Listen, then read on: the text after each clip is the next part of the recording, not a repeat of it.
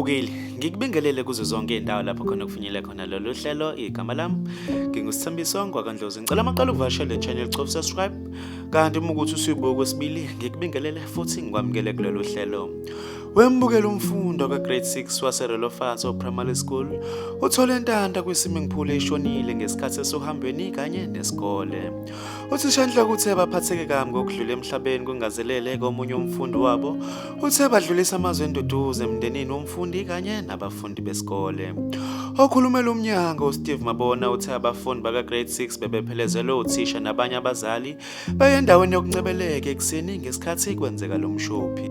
Kubukwe ukuthi ngemuva kwesidlo sasemini abafundi bashintshe bagqoka izimpahla zabo zokubhukuda bayodlala kuma-swimming pool begadwe uthisha kanye nabazali. Othisha nabazali kuthiwa babekelwe ngabanye abafundi ukuthi omunye umfana akasasabeli uma sebembiza.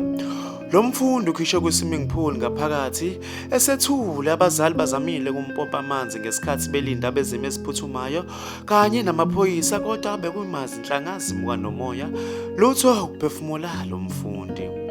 Mbukeli, udaba oluhlungu kakhulu lolu.